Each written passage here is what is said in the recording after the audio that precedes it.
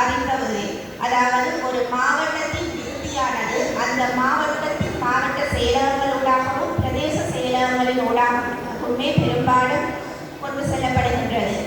கல்வியாகட்டும், சுகாதாரமாகட்டும், அபிவிருத்தியாகட்டும், வாழ்வாதாரமாகட்டும், நமக்கான கைத்தொழில் அபிவிருத்தியாகட்டும், அநேகமான அனைத்து அபிவிருத்தி செயற்பாடுகளுமே மாவட்ட செயலகங்களூடாகவும் மாவட்டத்தை பிரதிநிதிப்படுத்துகின்ற பிரதேச செயலகங்களினூடாகவுமே பெரும்பாலும் கொண்டு செல்கின்றது.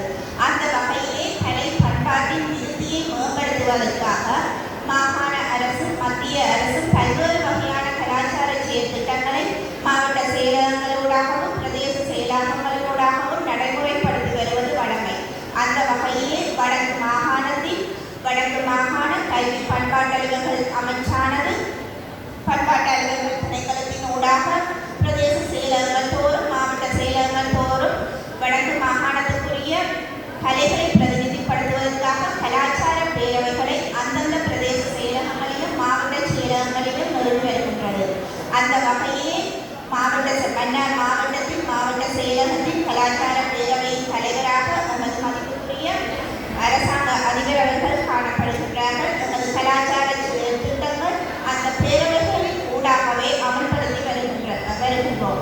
அவ்வகையிலே வருடந்தோறும் வருடாந்தம் கொண்டாடப்படுகின்ற மாவட்ட பண்பாட்டு பெருவிழாவானது அக்கலாச்சார செயற்திட்டத்தின் ஒரு முக்கிய மைல்கல்லாக காணப்படுகின்றது.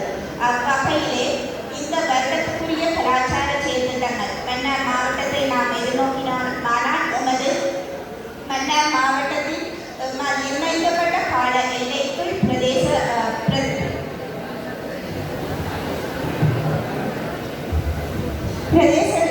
பிரதேச ரீதியாக அமல்படுத்தப்பட்ட அனைத்து கலாச்சார செயற்திட்டங்களும் உரிய காலத்தில் நிறைவுறுத்தப்பட்டதுடன் மன்னார் மாவட்டத்துக்குரிய கலாச்சார செயற்திட்டமும் மிகவும் சிறப்பான வகையிலே உரிய நேரத்திலே நிறைவுறுத்தப்பட்டிருக்கின்றது. அவ்வகையிலே பண்பாட்டு அலுவலர்கள் திணைக்களத்தின் பணிப்பாளர் என்ற வகையிலே நான் கலாச்சார பேரவையின் தலைவருக்கும் அரசார் உத்தியோகத்தர்களுக்கும் எனது மனமார்ந்த நன்றிகளை தெரிவித்துக் கொள்கின்றேன். வடக்கு மாகாணத்தில் மாவட்டத்துக்கான கலை பண்பாட்டு பெருவிழாவில் இவ்வருடத்தில் மன்னார் மாவட்டத்தின் மாவட்ட பண்பாட்டு பெருவிழாவை உரிய காலத்தில் நடாத்தப்பட்டு இன்று 5 மாவட்டங்களிலும் முதலாவது மாவட்டமாக மன்னார் மாவட்டத்திலே இந்த பண்பாட்டு பெருவிழா முதன்முறையாக நடாத்தப்படுகின்றது.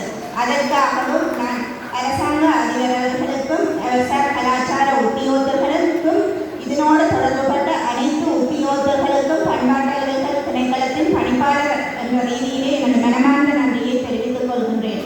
மேலும் கலைஞர்களுக்கான தேவைகள் அவர்களின் கலாச்சார செயற்திட்டங்களினூடாக நடைமுறைப்படுத்துவதற்கு அவர்களுக்கான தேவைகள் எதுவும் காணப்படும் இடத்தில் வடக்கு மாகாண பண்பாட்டு அலுவலர்கள் திணைக்களத்துக்கு தங்களது கோரிக்கைகளை முன்னிலைப்படுத்துமாறு அன்போடு கேட்டுக்கொள்வதோடு இந்நிகழ்வுக்கு என்னையும் ஒரு சிறப்பு விருந்தினராக அழைத்தமைக்கு எனது மனமார்ந்த நன்றியை தெரிவித்து விடைபெறுகின்றேன். சிறப்பு விருந்தினர் உரை நிகழ்த்தி